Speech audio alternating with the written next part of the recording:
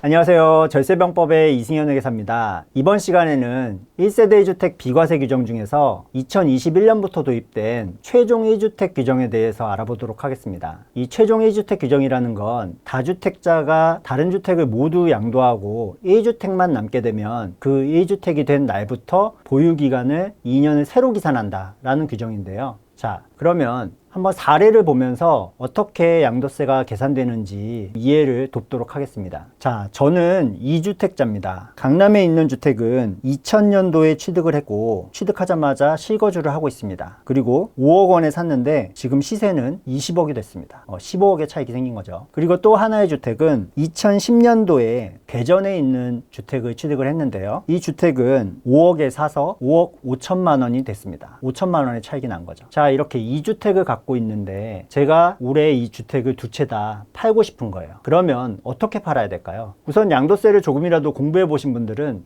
양도 차익이 적은 주택부터 팔아야 된다는 거는 알고 계실 거예요. 왜냐면 양도 차익이 큰 강남에 있는 집을 먼저 팔았다가는 조정 대상 지역의 다주택자이기 때문에 양도소득세가 중과세가 적용이 되기 때문이에요. 그리고 비과세도 되지 않겠죠. 그래서 대전에 있는 집을 먼저 팔았다고 생각을 해보겠습니다. 그럼 물론 5천만 원의 양도 차익에 대해서 양도세를 내셔야 돼요. 그리고 나서 강남에 남은 이 1주택을 판다고 생각을 해보겠습니다. 그러면 1세대 1주택자니까 비과세가 될까요? 아닙니다. 비과세가 되지 않습니다. 왜냐하면 올해 1월 1일부터는 다주택자가 기존 주택을 모두 양도하고 한 채만 남게 되면 그 한 채가 남은 날부터 2년의 보유기간을 다시 산정하게 돼 있습니다. 그러면 이 강남주택은 대전주택을 팔고 나서 2년이 지나야 그때부터 다시 1세대 1주택 비과세를 받으실 수가 있는 거예요. 자, 그러면 이제 고민이 되실 거예요. 2년을 기다렸다가 강남집을 팔아야 되냐, 아니면 그냥 1주택 상태에서 비과세를 못 받는데 팔아야 되냐 라는 고민을 하실 수가 있어요.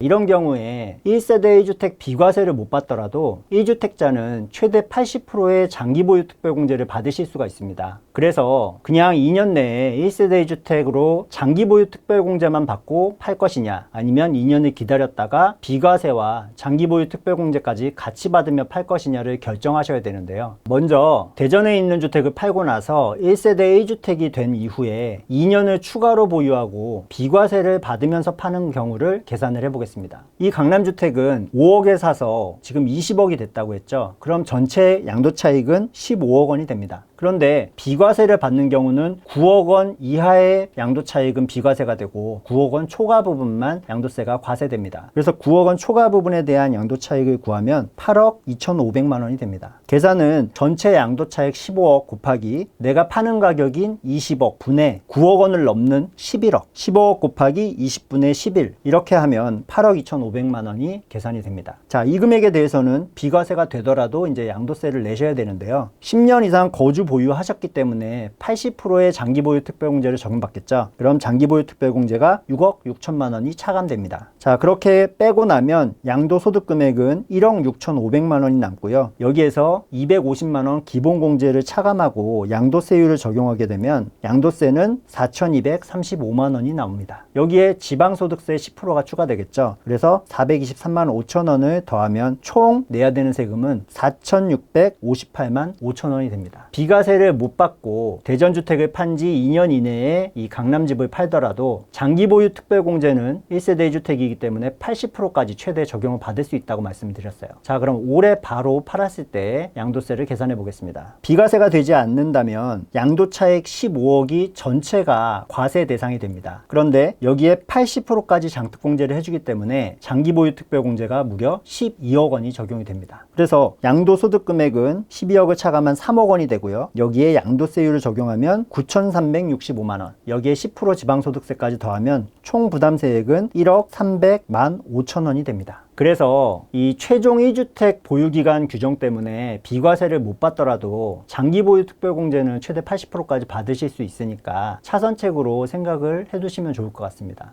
자, 그런데 나는 무조건 비과세를 받아야겠다 라고 생각하시는 분들을 위해서 어떻게 하면 최종 1주택 규정을 적용받지 않고 비과세를 받을 수 있을지에 대해서 한번 알려드리도록 하겠습니다. 최종 1주택 규정을 적용받지 않고 비과세를 받으시기 위해서는 최근에 나온 유권 해석을 통해서 좀 기본적인 사항을 이해를 하셔야 됩니다. 2021년 3월 24일 날 나온 유권 해석인데요. 3주택을 보유하던 세대가 1주택을 양도했는데 과세가 됐습니다. 그럼 남은 2주택이 있겠죠? 그 2주택이 일시적 2주택이 된 상태에서 종전주택을 양도하는 경우에는 이런 비과세 보유기간 기산일이 당해주택 취득일부터다. 즉 최종 1주택 규정을 적용하지 않는다라는 유권 해석입니다. 조금 어려운 내용인데요. 아까 사례로 돌아가서 강남 1주택, 대전 1주택자가 비과세를 받기 위한 최종 1주택 규정 적용을 어떻게 생각해야 될지 다시 한번 보겠습니다.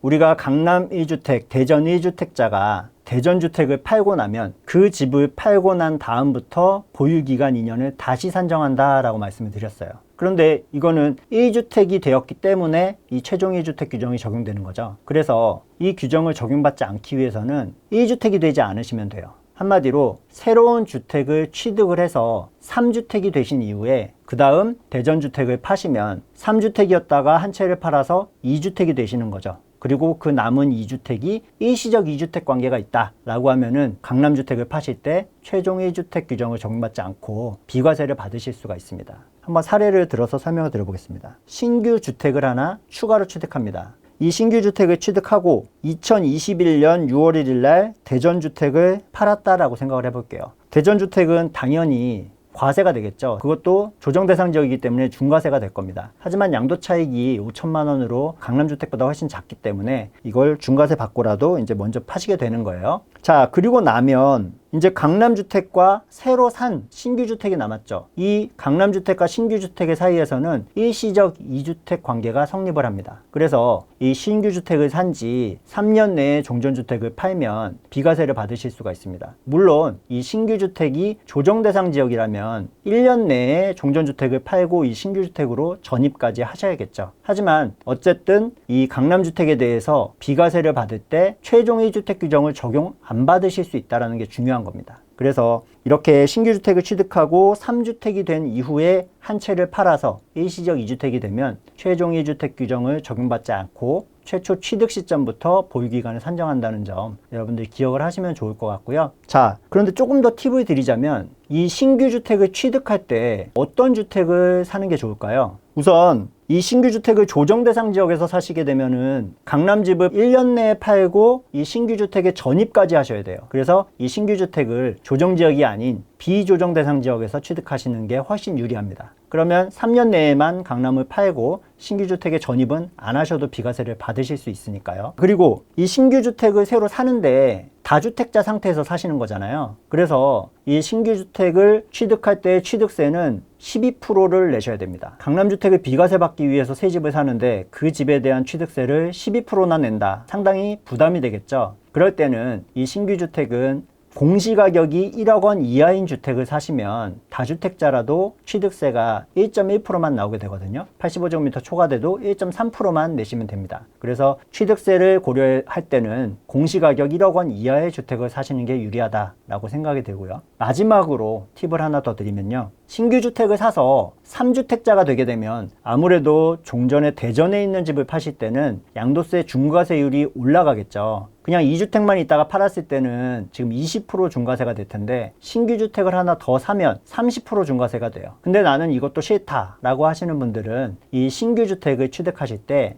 수도권 외에 그리고 광역시 외 지역에 기준시가 3억 원 이하의 주택을 사시면 이 대전주택을 파실 때 중과세율이 올라가지 않습니다. 수도권, 광역시 외 지역에 기준시가 3억 원 이하의 주택은 나의 다른 주택을 팔 때 양도세 중과세에서 주택수에서 제외해 주기 때문에 그렇습니다. 그래서 이 대전에 있는 집을 파실 때 2주택에 해당하는 중과세 20%를 적용받고 양도하실 수가 있습니다. 오늘은 양도세 1세대 1주택 비과세 규정, 그 중에서도 최종 1주택 규정과 관련된 내용들을 살펴봤는데요. 다음 시간에도 양도세와 관련된 좀 더 심화되고 중요한 문제들을 다뤄보도록 하겠습니다. 절세병법의 이승현 회계사였습니다. 감사합니다.